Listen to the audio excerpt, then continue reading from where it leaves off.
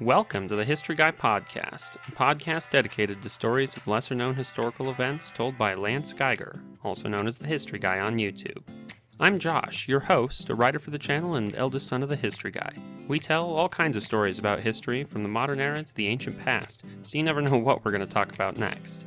One thing you can be sure of, it is history that deserves to be remembered. On today's episode, the History Guy tells two stories of the early Mafia, decades before the mob as we know it formed. First, he tells the story of two crime families battling it out in New Orleans, and a police officer who tried to take them down. Then he tells the story of Joseph Petrosino and his efforts to stop the Black Hand.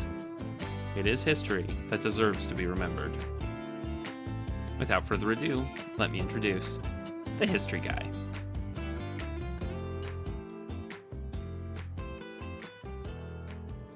On October 16, 1890, New Orleans Police Chief David Hennessy was shot to death while walking home. His death would spur violence, mass arrests, and suspicion of Italian-American immigrants who seemed to be part of a sinister criminal conspiracy of which few Americans had heard at the time, called the Mafia. Hennessy's life would have a lot to do with these early Mafia organizations that controlled the New Orleans docks, and his death would lead to a notorious trial, followed by an infamous example of mob justice. It is history that deserves to be remembered.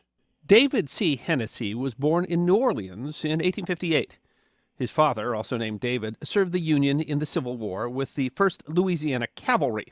After the war, he joined the Metropolitan Police, a force allied with the federal government and not the city, which helped enforce Reconstruction.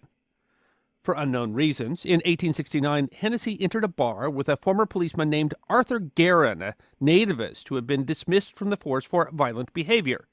The two were known to have a feud, but were apparently on good terms in 1869. An argument broke out, and Guerin pulled a gun and shot him 3 times in the chest. Guerin was charged, but got off on a verdict of justifiable homicide. David Jr. and his mother were soon destitute, but the superintendent of the Metropolitan Police, Algernon Badger, under whom his father had served during the war, took on David Jr. as a messenger boy in 1870 at only 12 years old, providing an income for the family. Hennessy soon became a rising star. As a teenager, he physically beat and collared 2 adults in the middle of a robbery. By age 20, he was a detective, recklessly headstrong about the law. The Metropolitan Police Force was disbanded in 1877 with the end of Reconstruction, and a new police force was created under Chief Thomas Boylan. Hennessy was retained as a detective. In 1881, at 23, he was handpicked to track down a Sicilian brigand, Giuseppe Esposito. Esposito had been the leader of a group of bandits in the Sicilian hills. 5 years earlier, he had helped kidnap an Englishman in Sicily and demanded a ransom from his English family. According to legend, along with the note, they sent one of the poor man's ears. The British government was furious, but Italy was reluctant to do anything about it. After they received the other ear, his family in England paid the ransom, and the prisoner was released. The Italians did have soldiers in the area, however, and cornered the gang, killing numerous leaders and eventually forcing Esposito to turn himself in. This may have been the end of the story, except that as Esposito was on his way to trial, he escaped. From there, he fled to France and finally the United States, where he set up shop in New Orleans. According to Chief Boylan, an Italian diplomat approached him about tracking Esposito down. Boylan put David Hennessy and his cousin Mike on the job. Esposito had taken on a new last name, but was otherwise not especially cautious and was said to fly a bandit flag occasionally. He became associated with Joe Provenzano, the leader of an Italian family that controlled rackets within the New Orleans docks. Hennessy tracked down Esposito, got permission to arrest the man, and get him quickly sent by sea to New York to prevent him from escaping again. Mike and David scooped up Esposito as he walked across the plaza outside the St. Louis Cathedral in the French Quarter on July 5, 1881, and threw him on a boat. Esposito would be extradited to Italy, where he was jailed for life. His absence would lead to a split in the Mafia organization in New Orleans, however, which would play a large role in Hennessy's life. Meanwhile, trouble was brewing in the police force of New Orleans. The reform-minded mayor, Joseph Shakespeare, was at odds with the city council, and the council disliked Boylan. They created a new position called Chief of Aids, which oversaw the city's detectives. They named Thomas Devereux to the job, who, like many police of the period, had a violent past. Devereux and Boylan were having a public break just days before the Hennessy's arrested Esposito. Boylan told reporters that the detective's office was in chaos thanks to Devereux. Devereux argued that Boylan was encouraging the chaos. Boylan and Hennessy had their own allegations of corruption. One of Boylan's former partners ran a private police force, and Devereux accused Boylan of keeping the police department weak to drive business to the private force. The more degenerate the police become, the more profitable for the agency, Devereux charged. Devereux's end would come from his attempt to destroy Dave and Mike Hennessy. He accused the pair of dereliction of duty, and Mike was even censured by the police board, but Devereux couldn't prove his allegations. He alleged that his witnesses had been tampered with. Dave and Mike were cleared of wrongdoing, while Devereux was convicted of oppression in office, insubordination, and unofficer-like conduct. He was suspended from duty. On October 31st, 1881, the day after he was convicted of the charge, Devereux was in a brokerage house discussing investments when Mike Hennessy approached from outside. What happened next remains a matter of debate, but one or both pulled their weapons. The brokers dove for cover, and Mike was shot in the face, shattering his teeth and jaw. Devereux aimed again at the detective, but apparently didn't see that Dave had pulled his own weapon and shot Devereux in the head from point-blank range. Rumors and accusations abounded. Devereux's friends said that it was an ambush, while friends of the Hennessys said David had never even fired his gun. David was arrested and charged with murder. Witnesses couldn't decide who fired first or if Mike had approached with his weapon drawn. David claimed that he had just been walking by, and Devereux was known as quarrelsome. Several witnesses claimed that they heard Devereux threaten to kill the Hennessys if he was convicted at the police board. The Hennessys were acquitted, but lost their police jobs. Mike went to Texas, and David went into private detective work. In his private work, Hennessy seems to have been very successful. He handled security for the New Orleans World Fair in 1884, and the New York Times wrote that the security officers were neatly uniformed and are a fine-looking and intelligent body of men, far superior to the regular city force. In fact, the police force had regained an awful reputation. Boylan resigned. Shakespeare was voted out, and City Hall and the Ring, which controlled it, used the force as a private army.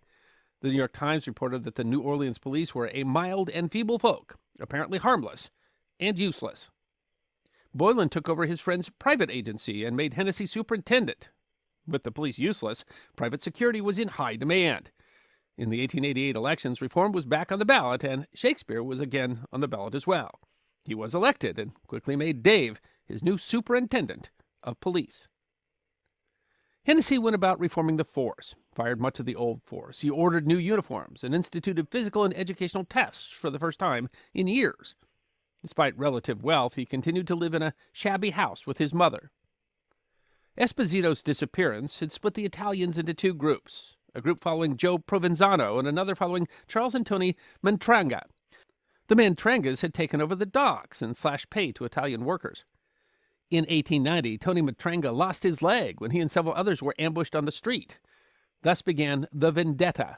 Usually the Italian immigrants didn't like to go to the police to solve their problems, relying instead on themselves for justice. But Matranga went after the Provenzanos hard, and 6, including the leader, Joe, were convicted and sentenced to life in prison. From the jail, Joe railed against the verdict, saying that the attackers must have been some laborers who didn't think the Matrangas were giving them a square deal. The fight wouldn't end there. There was evidence the Matranga's witnesses had committed perjury, and one of the defense witnesses had been murdered before he testified. A new trial was granted in October. Hennessy's role is less certain. He had worked with the prosecution in the trial, but rumors suggested that he decided to target the Matrangas instead, seeing them as the leaders of the criminal mafia. Hennessy was accused of accommodating the Provenzanos. On October 15th, he was walking home from a police board meeting around midnight. As he neared home, several men from across the street opened fire. Hennessy was hit, but he didn't go down, instead returning fire and giving chase until he fell. As he lay bleeding, the chief said one word, a racial slur aimed at Italians. He died at the hospital the following day. The mayor was irate. "Arrest every Italian you come across, if necessary," he ordered. Charles Matranga and his closest friends had been out that night at the theater and eating dinner. 40 people were arrested on little evidence. Carrying a weapon or $100 bill was enough, and one was even arrested for having an ill-fitting suit.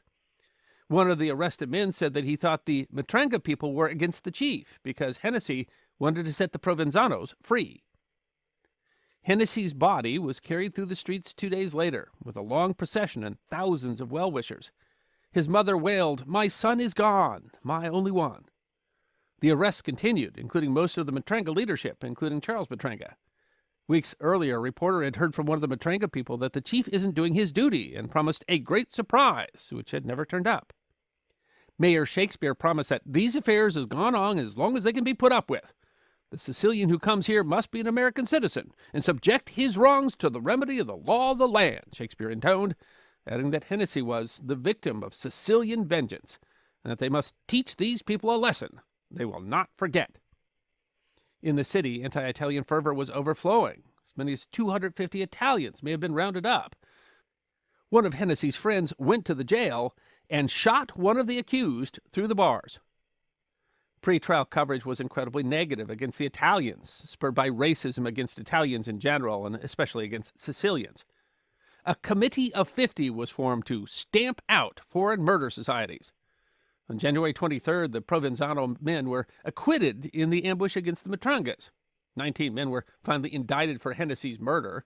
A trial for 9 of them began on February 16th, 1891. Hundreds of people had been combed through for the jury. They had to be non-Italians, not opposed to capital punishment, and not openly prejudiced against Italians. Some were dismissed for saying that they wouldn't convict only on circumstantial evidence. The trial was a national event, declared the greatest legal event in New Orleans history. All over the city, people wondered, who killed the chief? Schoolboys chanted it and slung mud at Italians. The outcome of the trial was far from certain. Witness after witness quibbled about who they'd seen in the dark, admitting that the streetlights were dim. They couldn't agree on how many assailants there were. Verdicts were called on March 13th. 2 of the men were found not guilty automatically, as no evidence had been presented against them, including Charles Matranga. 4 others were found not guilty by the jury, and a mistrial was declared on the remaining 3. But all 9 were returned to the prison because lying in wait charges remained, though they were certain to be dropped. That night, a crowd of 150 people gathered. Calling themselves the Committee on Safety, they called on people to come prepared for action the following day at a statue of Henry Clay near the prison. "Rise, people of New Orleans," one paper cried. "Alien hands of oath-bound assassins have set the blot of a martyr's blood upon your vaunted civilization. Your laws and the very temple of justice have been bought off, and suborners have caused to be turned loose upon your street the murderers of David C. Hennessy." Accusations that jurors had been paid off abounded. At the statue, William Parkerson shouted for the crowds to set aside the verdict of that infamous jury, every one of whom is a perjurer and a scoundrel. Immediately after the speech, the gathered thousands marched onto the prison. They attacked the prison with a battering ram, and the warden released the 19 Italians from their cells, telling them to hide. One hid in a trash can. 2 stuffed themselves into a doghouse. Thousands were outside, but only a handful carried out the killings, led by Parkerson and other city leaders, including politician James Houston, the editor of a newspaper, John Parker, future governor of Louisiana and a future New Orleans mayor. 60 armed men entered the prison. 2 of the men were dragged outside and hanged, then shot. 9 others were killed inside the prison, both filled with bullets.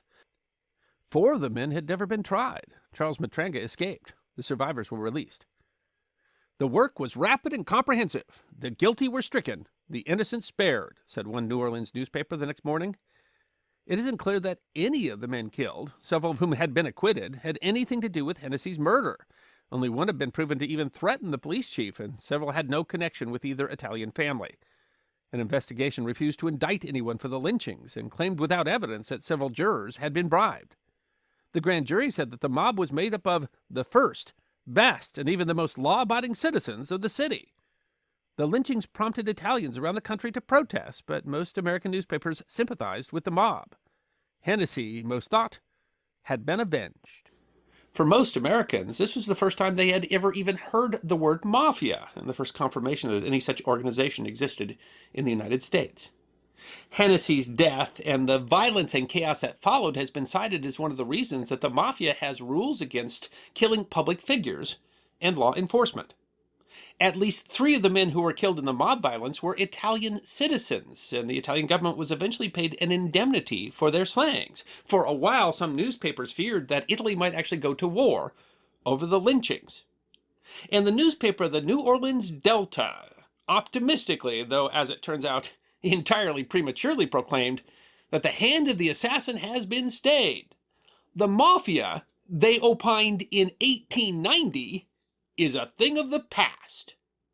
Special thanks to the Mob Museum, the National Museum of Organized Crime and Law Enforcement in Las Vegas, Nevada.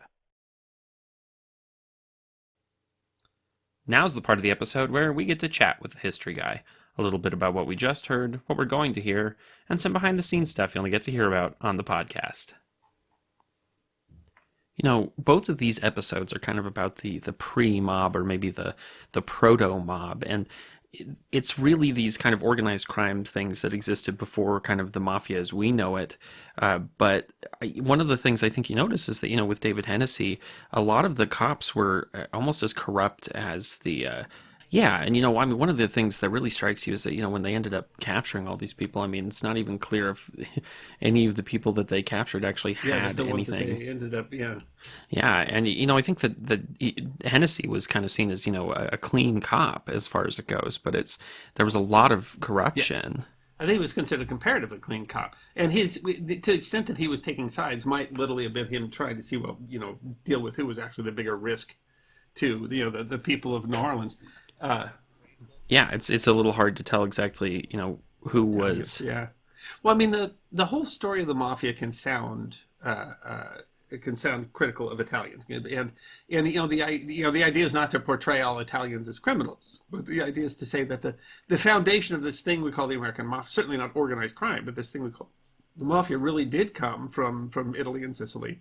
It really was a cultural carryover, and you know, you can't pretend that way. But it's not to try to claim that, you know, Italians are inherently, you know, criminals or violent or anything like that. Yeah, you know, I mean, to some extent, they really had some reason for doing that. That's true. Yeah, the police were not necessarily, I mean, you know, we talked about their corruption a second ago, but I mean, it also had a lot to do, you know, the mafia had roots in Sicily, and I mean, these were families that caused problems, and we see some of that in this episode where we talk about how they went back and how it formed, you know. Well, of the founding of the American mafia, or what would become the American mafia at a time when the country really was not familiar with the concept, or most Americans had no idea what mafia means. Yeah, well, I mean, they really did until the Kefauver committees. Yeah, so I mean, yeah, or even after that. So this is, I mean, both of these occur before the mafia era, but they're both talking about the sort of the organization and culture that would turn into the mafia. And you know, I think a lot of people are surprised, you know, that the amount of that occurred in New Orleans, because I think you know, we tend to think of mafia as being like a New York, Chicago thing and attached to prohibition, and that actually these precursors came much earlier, and that one of the central places, actually, even at the height of the matter of fact, even maybe today, I don't want to get in trouble with organized crime, that New Orleans has always been a center of activity of this sort of organized secret organization. Of organized crime. Certainly not, you know, there's crime everywhere you go, but I mean, the thing that we call the mafia, the thing that we call, you know, the organized crime syndicates, both of these stories talk about where those kind of came from. And both of them associated at the time with Italian immigration. Not to say, I mean, certainly not trying to argue that Italians are, you know, criminals or anything like that. It's to say, though, but that this sort of culture where you solve your own problems, you don't work with the authorities. I mean, part of that is cultural to Italy, and part of that is simply the experience that Italian immigrants had in the United States at a time when they were facing, you know, certainly discrimination, and therefore, you know, had reasons not to trust the civil authorities. And that could give rise to something like this secret organization where literally loyalty to the organization is more important than, you know, law, crime, justice, that sort of thing. And so they, you know, they didn't trust police. And in this particular case, the police that challenged them, you know, wound up with spectacular funerals. Yeah, you know, a lot of it has to do with this kind of experience of Italians as they came in, that's why they were part of why they were so insular, and it was difficult for them to then, you know, allow these people who they didn't really trust. The police were not necessarily, and we see a lot on this episode, that the police were not necessarily interested in public safety as much as they were interested in. I mean, these stories, both of them actually talk about, how the police fit into the role, and whether they're talking straight up corruption or whether they're just simply talking about, the police having a different interest in mind. I mean, I'm not sure exactly how to put that. I mean, both straight up corruption too. I mean, there's roles here where certainly they were something their own interest, or that they were actively working with criminal elements, or in New Orleans they might have been literally seeking civil disorder so that they could sell civil service, private security services. And I would imagine there are people that still are arguing that sort of thing happens today. But in this case, I mean, it really puts some context to it. I mean, there's a lot of context to what allowed the growth of the Cosa Nostra. I mean, we've done lots of videos, and we work with the Mob Museum in Las Vegas. They're great people, by the way. If you go to Las Vegas, you got to visit the Mob Museum. It's the best thing that you can visit in Las Vegas. But I mean, the growth of that, you can't divorce it from the Italian immigrant experience, because in early America there was very little Italian immigration. I mean, there were it was very, very low. There were less than 1,000 Italian immigrants in New York City in the 1850s, and it mostly came later in the century, and that drove a lot of the anti-immigrant backlash that came as there was such a huge amount of immigration in the century. And also, imagine coming here, you don't speak the language, and you're going to group together with people who speak your language and understand your culture, and that creates an insular culture. And one of the things that can allow is your own way of enforcing justice, which can become your own way of running crime, and that's kind of where it comes from. So it's the Hennessy story is such an interesting story because it really talks about how American law enforcement is first experiencing this, and also how the Italian immigrant experience is driving this, and how it leads to, because it's not just a clean story. It's not a white-headed cops are fighting evil mobsters. I mean, you find a lot of reasons here, why there's questions of, and matter of fact, even in the very end, I mean, I think Hennessy is presented as being, especially compared to what came before him, relatively clean. Yeah. But even in the end, he ends up in the middle of a mob war, because he is, for various reasons, kind of at least perceived as taking sides in the mob war, and whether that was for some personal interest or because he thought that was what was best for the city or whatever. But I mean, history occurs; we don't necessarily judge it. But it is. I mean, it is, for not being, I think, terribly well known, his murder. I mean, it really does represent the beginning of the mob era in America. It is the first really understanding that there's this organized crime syndicate, and that they are literally a threat to our civil authorities, that the police don't necessarily scare them, and that's an important piece of history. It would represent a lot of criminal history in America for decades to come. Yeah, absolutely. And I mean, this might have had some significant influence in that it might be part of why, they avoided trying to kill people like police commissioners and superintendents and stuff that would bring so much. Although ultimately it was less the police that I think scared them into that than, this mob justice, kind of this idea that, the public will rise up against you. And it's like, it's more profitable if we just kind of, if we keep our avoid. And those are significant themes. In the Godfather movies. And I don't know those necessarily represent history or anything like that. But I mean, you can see why the organization started to establish the rules that it established, and then how they started running afoul of those rules. When you look at other videos that we've done, like the Cosa Nostra meeting. In Indianapolis, right? Was that? But at Appalachian, the Appalachian meeting, where whenever you stepped outside those rules and brought attention to yourself, then there was a reason that was a problem. So you can see really the story arc beginning here. This is really the very beginning, even before things like this Schofield flower shop murder, which started the mob wars in Chicago during Prohibition and stuff like that. Is that this is where the foundation of it starts to come in both the development of the criminal organization and the national consciousness of that organization, and also the law enforcement response to the organization. And it's really an interesting story. It takes some twists and turns. The ending is a bit of a surprise, and the fact that the only ones that were convicted of it are probably the ones who didn't do it also just kind of shows. Of the group that was in the prison, the only one who honestly might have had anything to do with it, and he probably didn't pull the trigger, is the head of the Matranga guys. He gets away. He's fine. So of the dozen people that they actually captured or had in the prison and that were killed, and most of them probably, they might not have had anything to do with it. I don't even know if they were. I mean, several of them were acquitted because no evidence was presented against them. I mean, there was clearly some problems with their Well, with the I'm case. sure there are times when you know who did it, you don't have the evidence. I mean, if you look at, if you watch true crime shows, you see a lot of that. But I mean, in this case, I mean, they really were, just kind of, it was kind of round up the usual suspects, and so they just canvassed the Italians, basically. It's not a surprise. Well, they were arresting, everybody at some point. The one guy was wearing an ill-fitting suit or whatever.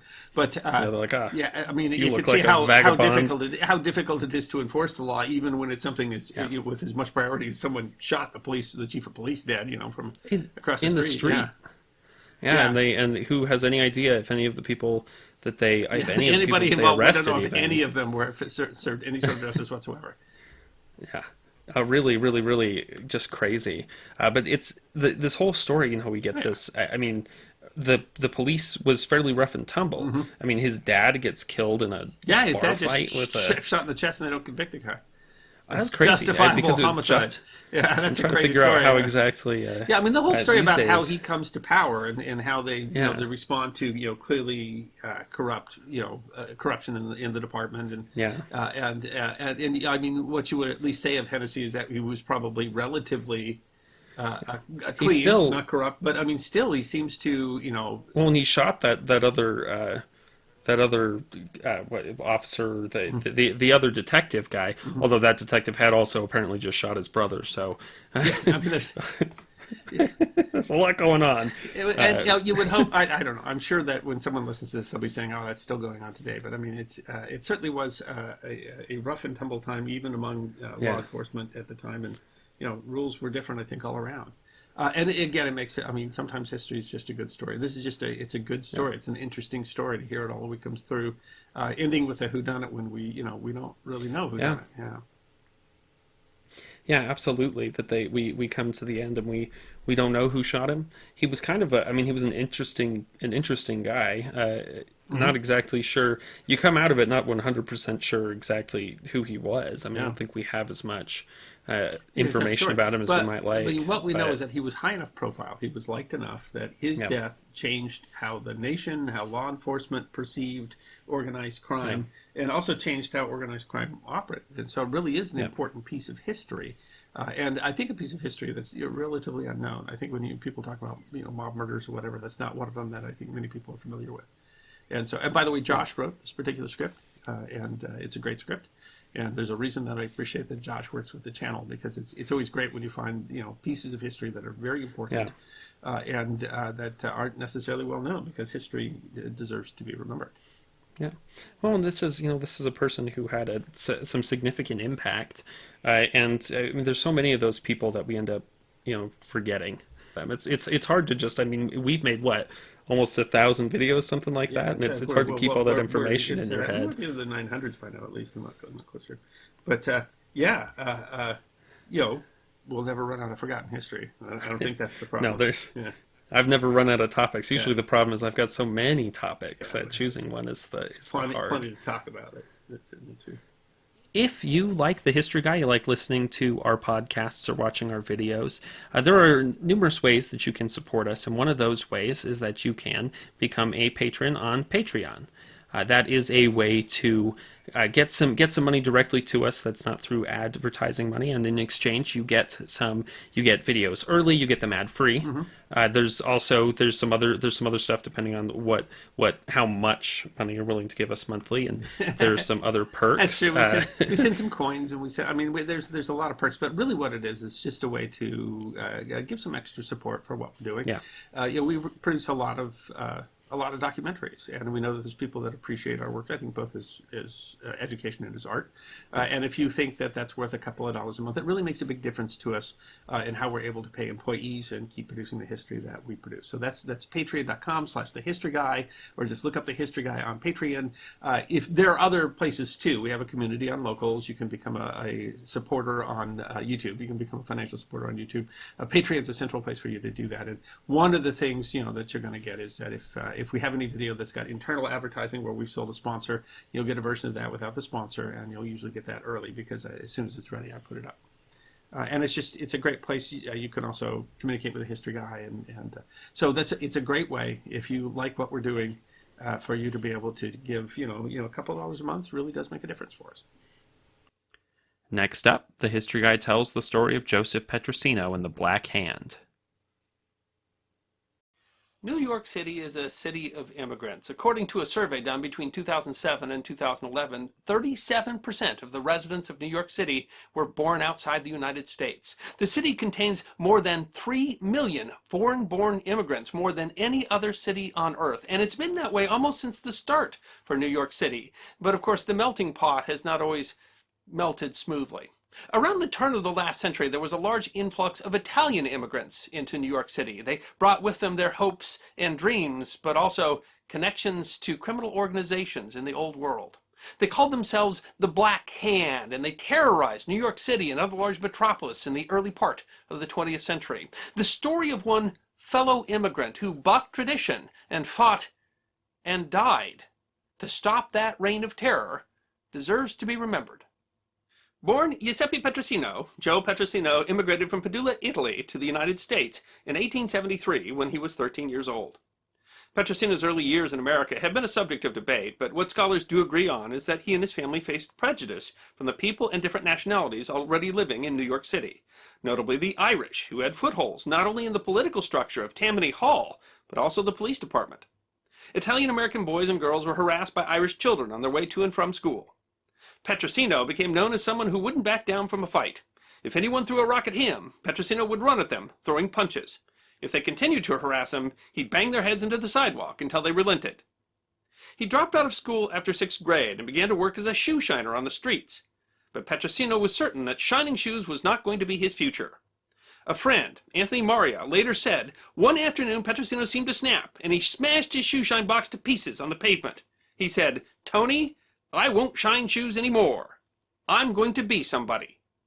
After that revelation, Petrosino became a street cleaner, carting, among other things, the refuse of an estimated 150,000 horses used in New York City at the time off the streets.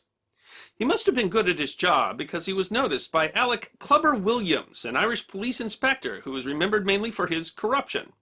Williams ran the streets he patrolled, giving permission to the different businesses and criminals to operate there. Williams is heard to brag, "I'm so well known here in New York that car horses nod to me in the mornings."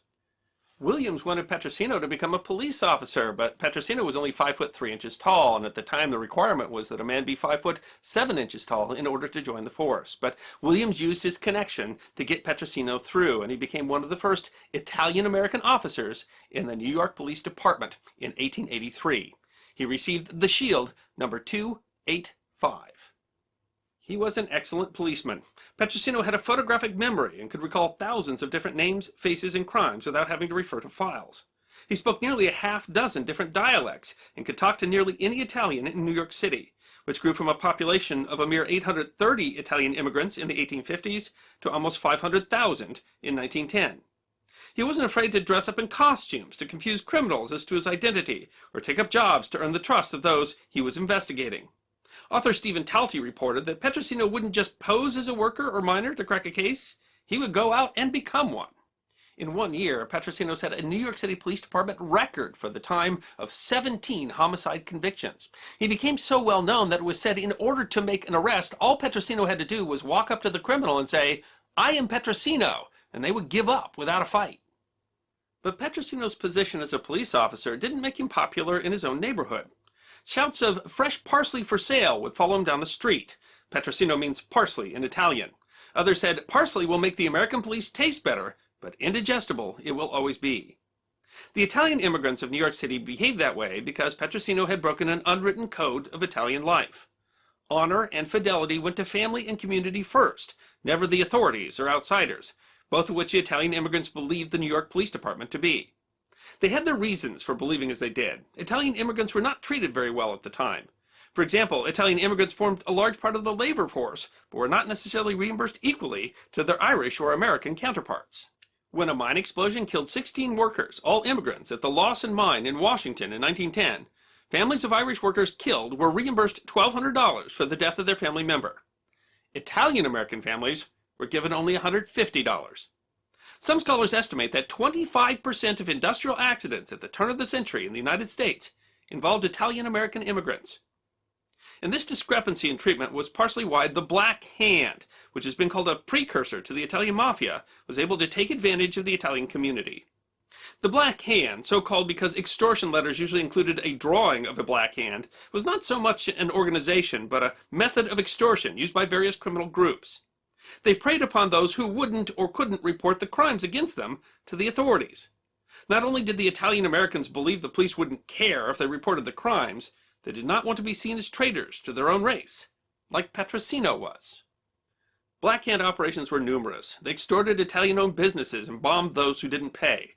They kidnapped children for ransom and sent threatening letters covered in cryptic crosses and Black Hand prints, the origin of their name. In some small cities outside of New York, Black Hand criminals ran the entire local government and would send a representative to collect payment from entire labor groups on payday.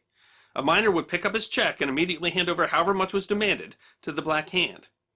Reporters from the New York Times wrote, "The money collected was understood to be the price of life and liberty until next payday."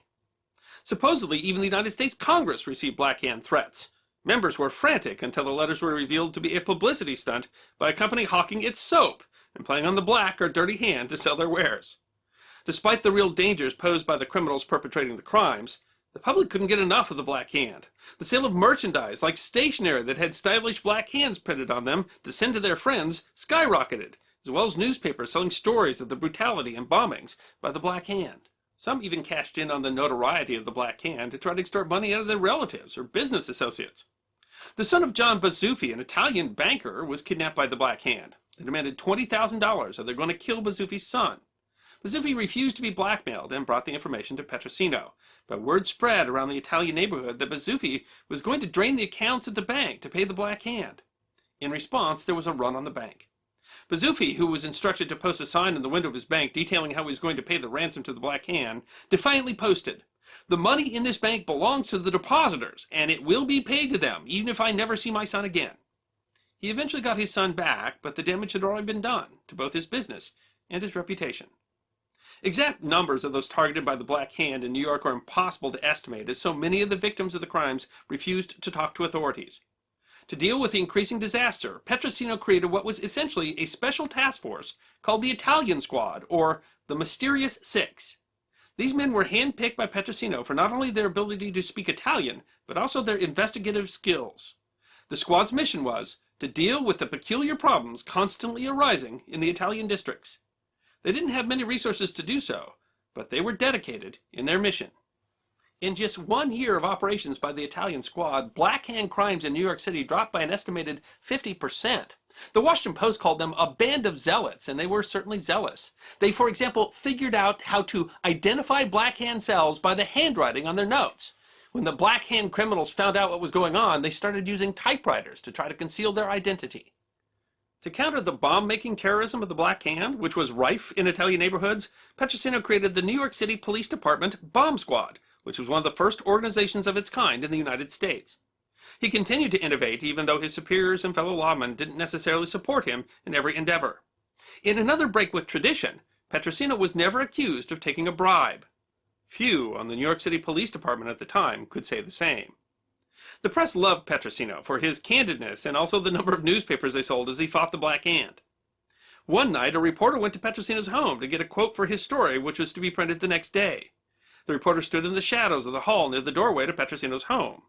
When Petrosino showed up, he saw someone standing in the hall and charged him in a manner reminiscent of his school brawling days. He knocked the wind out of the reporter, who immediately declared his identity and what he was doing there. Later, the reporter remembered Petrosino saying, "Someday, they will get me." Petrosino had reasons to be cautious. After a decade of careful courting, Petrosino married the love of his life, a widow named Adelina. According to the family's oral tradition, Petrosino met Adelina when she was a waitress at her father's restaurant. He was smitten with her and asked her father for permission to marry her. Adelina's father, Vincenzo Cellino, refused to allow the match, saying that she had already lost a husband and a career in law enforcement was simply too risky. Cellino feared Petrosino would die and leave his daughter alone again. It didn't deter the lovers, and after Cellino died, the two were wed. They had a child together, a daughter, and they named her Adelina after her mother. Petrosino was fiercely protective of his child, going to great lengths to not even acknowledge her on the street, so that the criminals he pursued wouldn't know who she was or her importance to him. In 1909, Petrosino was sent to Italy to gather original criminal files for nearly 1,000 suspected criminal immigrants in New York City, as well as to cultivate a network of informants for the New York City Police Department overseas. He was also tasked with learning who the most dangerous criminals in Italy were, and forwarded their names to the immigration services in New York. If those men ever attempted to cross the Atlantic, they would be turned back at the border by immigration services before entering the country. But a New York City police commissioner had given the story of Petrosino's mission to a New York newspaper while Petrosino was abroad. Sadly for Petrosino, hundreds, if not thousands, of the Black Hand suspects he had evicted from New York City were waiting for him in Italy. On a rainy night in March in the Italian town of Caltanissetta, Petrosino was shot dead by unknown assailants. Joseph Petrosino's body was returned to the United States, and the day of his funeral, April 12, 1909, was proclaimed a public holiday in New York City, and an estimated 250,000 mourners lined the streets to see the lawman laid to rest. By comparison, only 100,000 came for the funeral of Rudolph Valentino, the internationally famous film star, when he died in 1926. The body of Petrosino was taken from his home to St. Patrick's Cathedral, and then to a cemetery in Queens, where he was buried. His heartbroken wife, Adelina, was heard sobbing at the funeral. Even after his death, Petrosino continued to impact the New York City Police Department, which cracked down on the remaining Black Hand criminals and finally broke their power. Crime-fighting techniques that were pioneered by Joseph Petrosino are still used by police departments today, and the man who fought against all odds to do what he believed was right for the country that he had adopted as his own remains to this day to be the only New York City police officer to have died in the line of duty outside the United States. But perhaps the nature of Petrosino's character is best seen in what he had on his body after he was murdered.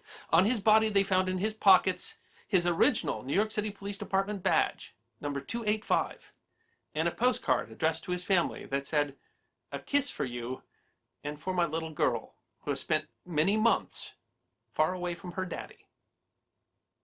So we mentioned in the last one, we talked about how, the immigrant experience is a core part of kind of what these stories tell. And in Petrosino's case, he was a part of that. I mean, he was an Italian, and this was part of his identity, and it was difficult for him to go join the police, because it's quite clear that people thought of him as a traitor. I mean, two different things there. One is that the police were overwhelmingly Irish, and it was difficult for an Italian to get into the police department. And the other is that the Italian immigrant community overwhelmingly didn't trust the police, which were overwhelmingly Irish, and therefore they saw an Italian police officer as being, a turncoat. And that's, fresh parsley for sale, yelling down the street. That was them yelling that he was coming down the street.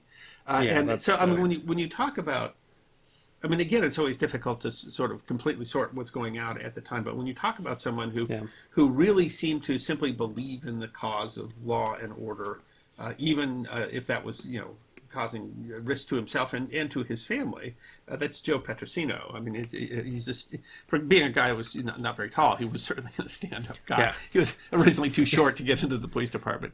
And it's because he was kind of recruited in by a fairly notoriously corrupt police officer, and he became this fairly notoriously uncorrupt detective. And also just an amazing detective. I mean, just straight-up detective skills. Well, and he's apparently an incredibly unique person. I mean, he was very intelligent, incredibly perceptive. He was, and I guess you're glad that someone saw that in him, although you're right, the guy who saw it was not exactly someone who you think would see brilliant police work and be like... famous as the sort of shakedown police officer.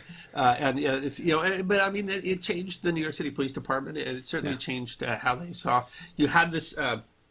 beginnings of the Mafia, before the Mafia, it's, exactly how they're connected is difficult, but I mean, more a direct import though from Italy though with the Black Hand, which in a lot of ways was generally victimizing the Italian community. It was really very insular, and the department was having great difficulty dealing with that because no one would share with police, no one would break the code of silence. They were afraid of what would happen if they did. They, even the victims were afraid to come forward, and because he was part of the culture, he was able to go make a significant difference there. But it also, again, is another part of the story. So we're just starting to understand what's going on with the insular Italian mafia and how they can, through a code of conduct and a set of rules, how they can essentially evade the way that we engage in police activity in America. I think that probably no one in history saw the contradiction and difficulty there more than Joe Petrosino. Yeah. Yeah, he was in a difficult position, and you can see. I mean, you mentioned in this episode that there was like an accident among workers, and they paid the Italian families less money straight up for less the money deaths than of they the. paid the Irish. I mean, that's literally these lives are worthless. So if you understand the Irish immigrant experience, it's actually it's crazy that at this point, that they're seen as as a preferred immigrant group versus the Italian, and that we just didn't see this. Immigration comes in waves, and when it comes in waves, the people are here already. There's typically going to be some backlash, and it's interesting how that gave rise to the Italian version of organized crime. There wasn't organized crime among the Irish either, or that they weren't eventually part of the same process. But it does, you can't divorce our experience with the mafia organization in America without understanding the Italian immigrant experience. And the interesting thing about Petrosino is that he was on the other side of that as a New York City police officer. And a pugnacious one. But I mean, imagine living a life where you can't acknowledge your child. You can't hug your child in public because you know that it would put your child at risk. I mean, that was the extent to which he was willing to, do what he thought was right, despite the risk that he was looking at. Yeah, it's absolutely. I mean, it's frightening, what he was facing, and he clearly knew that what he was facing was dangerous, and that there were difficulties there that were unique to him. Because I think he also realized that there were people who, hated him particularly because he was betraying. Because he was seen as a traitor to his own people. Yeah. Yeah, even though really it's I mean, you're talking about a problem that was that no one else was solving. Yes. but I don't know, this idea that you don't, it was more important that you didn't talk about it. Yeah, even, kept even though it was mostly Italian immigrants who were having members of the family that were kidnapped and taken for ransom, etc. That they saw you more as a traitor for working with the authorities to address that rather than doing it through the community. Yeah. And that's an interesting time. I can't imagine what it meant for a police department, the way that police department operated, and the way that police department out. I can't imagine how the police department was ever going to address that without having someone like Joe Petrosino come along. And he clearly stuck to it. I mean, he was really, for a while, he's the only person solving that problem at all. Yeah. Well, he created a team. He created a team of himself and some other, And I mean, it was just something that the department otherwise just wasn't addressing or didn't know how to address. I mean, they were just essentially allowing parts of the city to operate as lawless parts of the city. Yeah, and that's important. And I think we would talk about today that's an important part of being a part of the community and stuff is an important part of how we deal with policing. And we might, I mean, gosh, some officers might deal with the same kind of stuff where their communities kind of think of them as traitors, stepping over that line. Well, and in the end, it caught up with Petrosino. I mean, he was tragic. It was an interesting choice to send him to Italy. I think that, and it was an interesting choice for that to come out in a way that made it obvious that he was there. And there's always been this sort of implication that might not have all been coincidence. But however you put it, I mean, he stood for what he believed was right, even though he knew that it put himself at risk, and that's caught up with him in the end.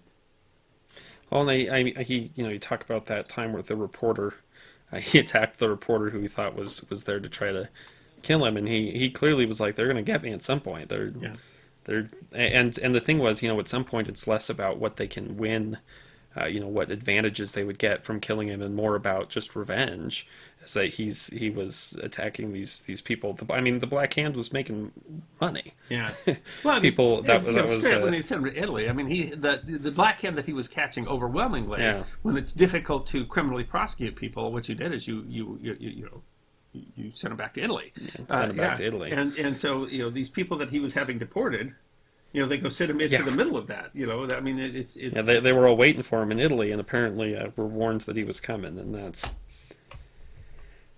It's also, one of the parts that's really surprising is this idea that people kind of got this like popular boom of like this is a pop culture moment of Black Hand, and people they're advertising. That's right, Black advertising. And people are buying like yeah, Black Hand merch and stuff like that, and it's crazy to think about. I mean, it seems like it was a fairly serious.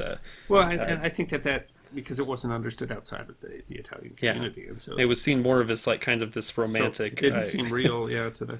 But I mean, there's still to an extent the Mafia is still to an extent romanticized. It's true. That's fair. I mean, how many movies have we made, and people. There's a whole gangster, that kind of gangster look of the top hats, or not the top hats, but the suits and the fedoras, I mean, gosh, the Sopranos and the and a lot of those really blur the lines. Yeah, between whether what's a hero and what's a villain. Yeah, that's and some of them more than others, but certainly there's some kind of hero worship there. I mean, gosh, Al Capone is famous not just for his criminal activities, but for being a tough guy, and it's interesting how that has kind of happened, especially when there's lots. They've done a lot of crime. They've done a lot of crime. Yeah. Al Capone is one that's kind of hard. I mean, he was not a nice fellow. Yeah, he was not a nice fellow. And really, most of them, I mean, they were talking about places where there was literally a group that called themselves Murder Inc. Yeah, Murder Inc. They were. Well, I mean, and that's even we never want to get ourselves in trouble. I don't think the Mafia is going to come after the history guy here. I don't think we're really uncovering any great secrets or anything like that. But I mean, it's not like it is organized crime. I mean, it's not a civic organization. Petrosino, knew that, and then and eventually caught up with him. It's interesting that initial reaction. It took America a very long time. It took Congress a very long time to really believe that this could be going on. It could be so organized that they actually had, a structured organization with a committee that would get together and a commission that would get together and make decisions and set up rules about who you can murder and who you can't murder. And that was just, it was something that was so inconceivable, and that's part of the reason that you needed someone like a Joe Petrosino who had some sort of inside understanding of how that could and willing to believe, because it does sound, it sounds conspiracy theory, this idea that there's like this great, huge, completely unknown underground crime syndicate that's running all this different stuff, and I mean, I can see where this idea that there's people pulling all the strings. It's a lot easier to say, not to use that as an excuse for any conspiracy theory, but in this case, it turned out to be true. Is that there certainly was significant. At least maybe we're overstating somehow all the control of the organization, etc. But that's true. That's true. It certainly turned out to be true. I'm kind of surprised that Petrosino has not showed up more in popular culture. That we don't have more representations of him in culture, because he really was a central piece, and he was. I mean, in many ways, you would say that he was more important than Eliot Ness. Yeah. Or something like that, who seems to be portrayed. I don't mean to, disparage Eliot Ness or anything like that, the Untouchables. Yeah. But I mean, it's kind of Petrosino was. because he's such an interesting guy. This little, 5 foot tall, pugnacious man that just took on whatever came. No matter what. I mean, it seems to me that he would be a great character for fiction, and yet we don't know his name nearly as well. That's again, it's a good thing that we're bringing up names like Hennessy and Petrosino. Because they are truly parts of history and truly heroic. I mean, again, it's history is more interesting than fiction in some ways. Yeah. Well, and it actually looks like there might be a movie in production, or at least in the early parts of it, about Petrosino, supposedly with DiCaprio on board to play Petrosino. I don't know what the state of that is, if it's still moving forward or not. A little tall for that. I'll have to make him seem shorter. I'm not sure, because Petrosino was also kind of short and dark, and well, I don't know. I don't want to make any comments. Maybe he was not there. I'm not going to talk about casting in Hollywood. I don't care. It'd be great if they're portraying Joe Petrosino. I'm a historian. I don't make movies. If they want to hire me as the expert, that would be an awfully foolish thing to do. But I'm available. It's certainly true. You're available. There might be some people. A ridiculous choice on their part, but if they want to, I'll certainly show up. If it does show up, it would be. It's a story worth telling. So absolutely, it's a one of story those worth things. telling. For whatever Hollywood will do with it, still, he's a name that deserves to be known, and so I would love it if that would actually turn into something. There's something I have to say. And my video on Bass Reeves came out long before the new series came out, which is a lot of fun, but not necessarily more of a Western maybe than a history. But I mean, it's great that his name is much better known now. And I will personally take, absolutely. I'm sure that was me entirely. I'll personally take credit for that. So when the Petrosino movie comes out, just like the movie came out, though, too, about the theft of Goya's Wellington, when those come out, of course, everybody has to realize that Hollywood is clearly watching the history guy in order to come up with the next taking all the ideas. Everything that we say is stranger than fiction. Everything that isn't a superhero movie was derived from the history guy. You can quote me on that.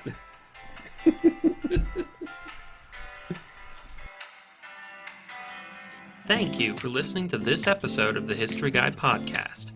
We hope you enjoyed this episode of Forgotten History, and if you did, you can find more on our website, thehistoryguy.com. We release podcasts every 2 weeks, so stick around if you want to hear more podcasts of Forgotten History.